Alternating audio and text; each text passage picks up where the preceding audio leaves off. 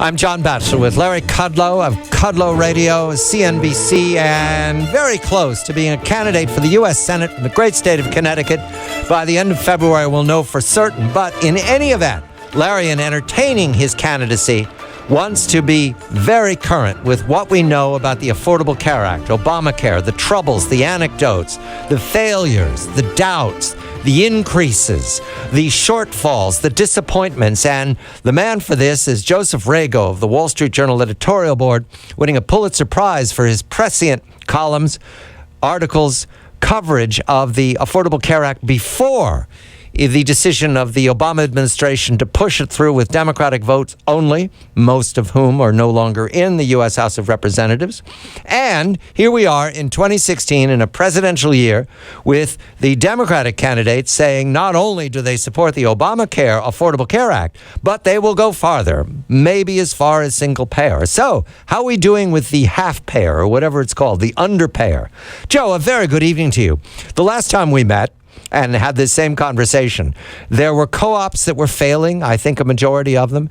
There were doubts in all directions about the rates. There were increases promised, and there was an enormous shortfall in people who have signed up. Also, I was told, and I've learned ever since, that the Medicare portion of the Affordable Care Act, the expanded Medicare, is a burden and a growing burden to the states that have accepted that because the prices are going up and the burden is transferring more and more to the states. And there are enormous numbers of signups of non-disabled adults that are going to weigh on their Medicare system. So that's what we knew the last time we talked to you. How's it going tonight, Joe? And does this look like a campaign issue for 2016? Yeah, so I don't think anything's very much improved since we last talked. I mean, we haven't seen the surge in enrollment that the administration was promising, and in fact, this week the Congressional Budget Office cut its projections to about 11 million people joining Obamacare, down from 15 to 20 million.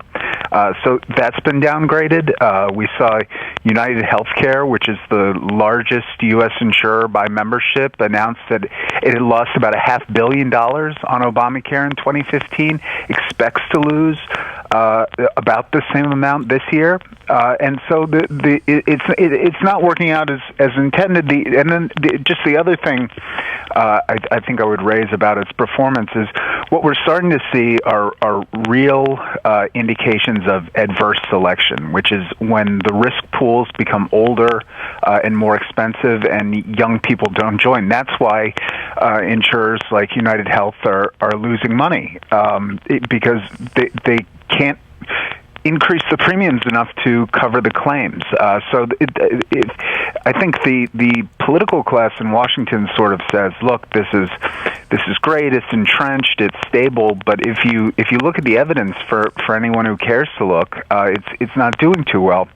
And that, I guess I'll just close on this, which is that if you look at the Democratic debates, the town hall that party had last night, all the candidates got questions about what are you going to do about rising premiums? What are you going to do about my rising out-of-pocket health care costs? The fact that I can't go to the doctor I like.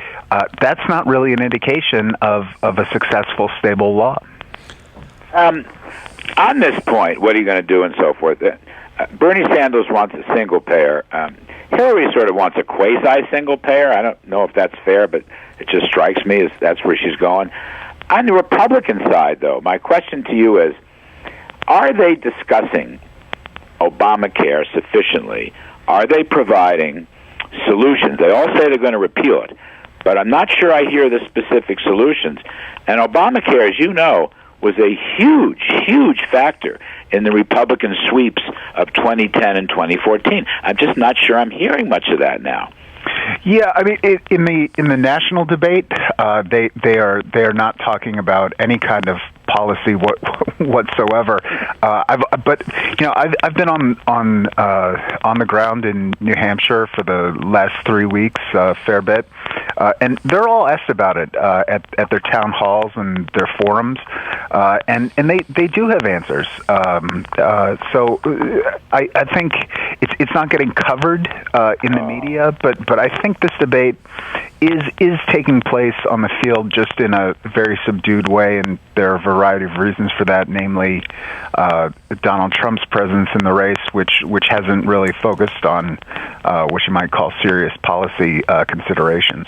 Joe, there were parts of the Affordable Care Act that were held back by the administration, suspended. We're not ready for it. Is there any dateline that they're giving us now, or that the 45th President of the United States will inherit to go forward with the business parts and the back end that they promised for years ago?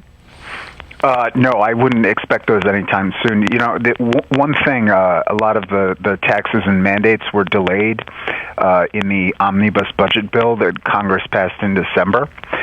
So I think whoever wins the election is going to have when these delays expire, they're really going to have a mess on their hands, and I think it's going to force them to reopen the law. You've seen Congress actually put a repeal bill on President Obama's desk. Paul Ryan is saying that this year Congress is going to, at least the House, is going to pass some sort of replacement. So if a Republican wins, I think you'll see healthcare move in a more market-oriented direction. If Hillary wins, I think her solutions, as you kind of alluded to, are going to be to increase government control, increase centralization of healthcare. Now, whether that has a chance in Congress, I don't really see it in the foreseeable future. But I do think this law will be reopened when we have the reset of a new president. Joe, let's go back to this point. The House and Senate, Republican House and Senate, passed a reconciliation bill on Obamacare. In your judgment, how good is it? Does it repeal Obamacare? Where does it take us? Yeah, I think it got rid of the most damaging aspects of the law. It was important on procedural grounds for Republicans to figure out how much they can change without getting 60 votes in the Senate, and it was important politically. You know, it's dismissed as symbolic and meaningless because President Obama will veto it, and of course he did. But we were told 6 years ago when this law passed that the opposition would melt away, that Republicans would come to make their peace with the entitlement state, and that hasn't happened. The law also hasn't gotten more popular as we were kind of instructed, and if anything, it's gotten less popular. So I think it's a slow, incremental process, but there's still a potential to really improve the healthcare system with a reform alternative. Medicaid, Joe. I've been told that the Medicaid expansion is creating conditions where the states that have gone for Medicaid expansion are going to get a much bigger bill because people are using Medicaid, but they're also using the emergency room more, and the rolls have swollen. Have you heard anything like that, Joe, from the states that accepted it?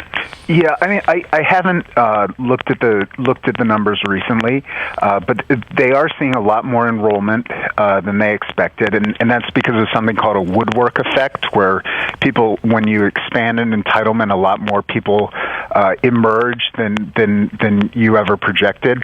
The other thing, the point of expanding Medicaid was saying, well, the uninsured are going to ERs. They're using this high-cost care instead of having a primary care physician and all the rest of it. What we haven't seen in the States is any kind of reduction in ER use whatsoever. So the idea that this was going to kind of pay for itself through better allocating Medicaid funding really hasn't happened. So I don't see how you get this overuse of Medicaid, which is running up huge bills, and the other point you made, that you're getting adverse selection, i.e. the young are not buying enough to finance the old or the ones with preconditions. So, Joe, you've got financial clamp points coming down on both sides. How does this get resolved? That's the part that I don't get. Well, I think on Medicaid in particular, what the governors say is that they would love flexibility to manage their own programs. Right now, Medicaid, which is joint state, federal programs are really run out of Washington, or more accurately, Baltimore, which is where the Health and Human Service Department is headquartered. And governors just they don't have any tools that allow them to sort of manage their caseload and so forth. And the governors say, look, we'll take less money. Just let us spend it. We know our own states. We know our own markets. We can do this better than you can. So I think that's part of it. And I think if what Congress is looking at is moving to a more consumer-oriented system where markets allocate resources instead of government. And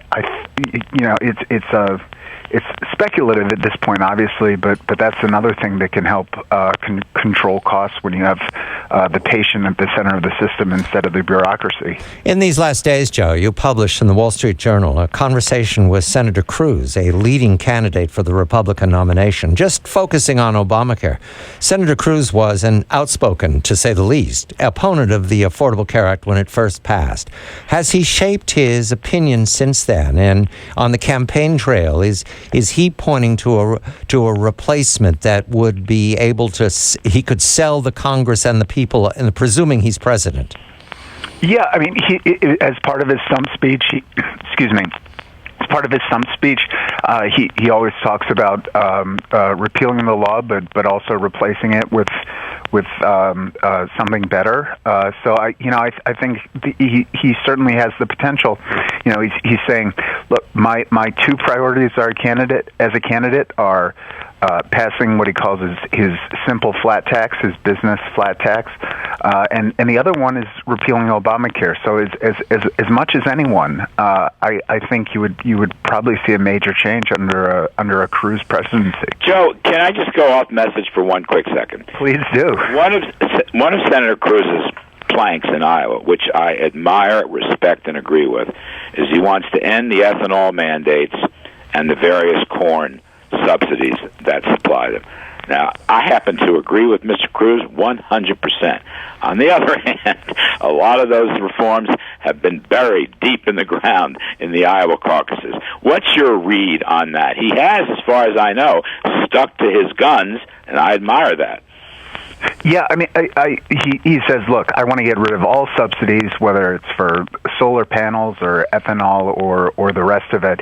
He does moderate his position a little bit to appeal to Iowans. He wants to get rid of something called the blend wall, which right now the ethanol mandate it can't the fuel can't exceed 10% of a gallon of gas. The ethanol lobby wants to lift this to ethanol 15 or ethanol 20, and Cruz said he would support that. So to a certain extent, he is, I think, taking a very courageous stand, but like most politicians, he sometimes cuts corners. Joe, right now, the opinion of the Affordable Care Act has to be